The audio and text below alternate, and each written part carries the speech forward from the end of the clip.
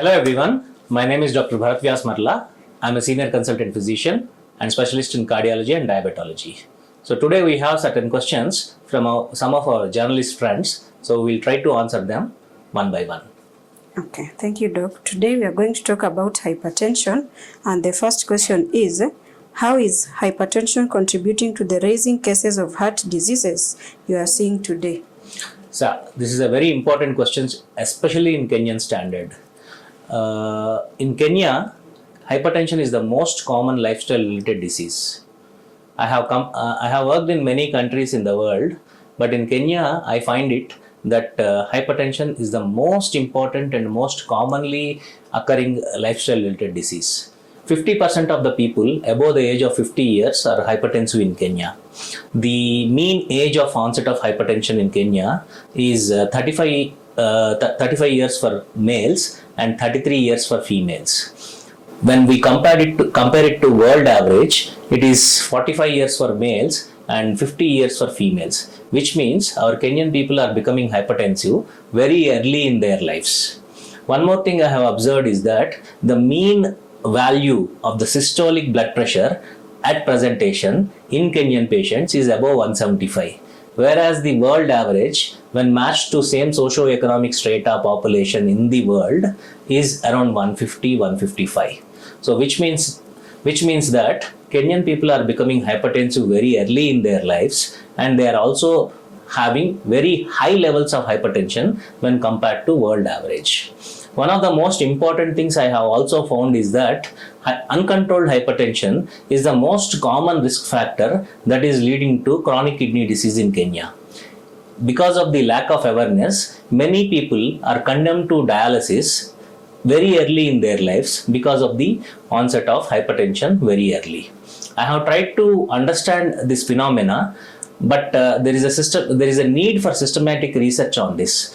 One of the things which made sense to me when during all these years of my practice, what is the reason for this much occurrence of hypertension in Kenya?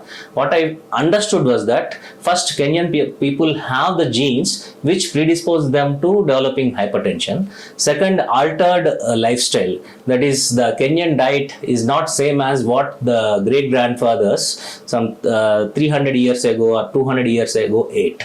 There is a radical shift in the way people have their foods and the type of foods they are eating. And one more most important thing which we see in any society which is having lifestyle related diseases is that increased salt intake. So that is also one of the reasons why Kenyan people are becoming hypertensive, because of the increased salt intake.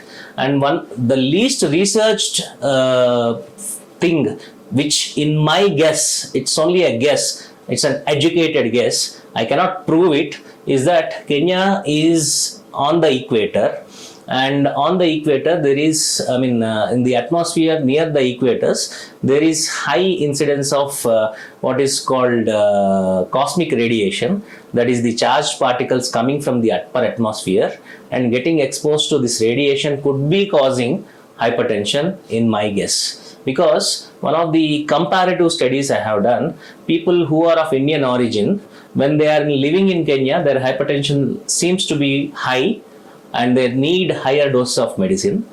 And when they go back to India, their pressure seems to go down, or they have lesser need for hypertensive medicines. But then again, this is a comparative study I have done. The population size is also not big. So this is only an educated guess. So these are all the things which are leading to the incidence of hypertension. And because of this hypertension, the incidence of cardiac diseases also are very high. The most important cardiac disease that is directly attributable to this hypertension is the dilated cardiomyopathy.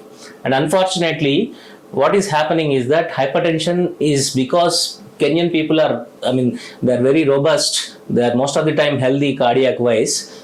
Till the stage 4 hypertension, the hypertension is not being recognized. That is leading to dilatation of the hearts, which ultimately leads to heart failure later in life.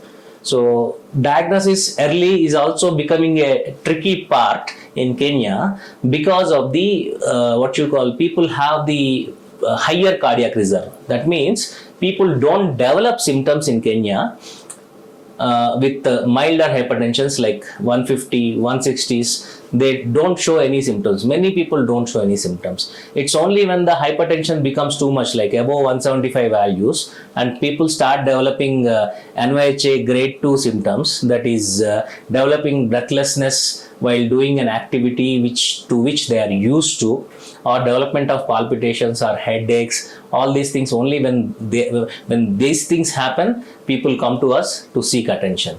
The problem is that the occurrence of these symptoms is also very late in Kenyan patients. If you had liked this video, please like, share and subscribe.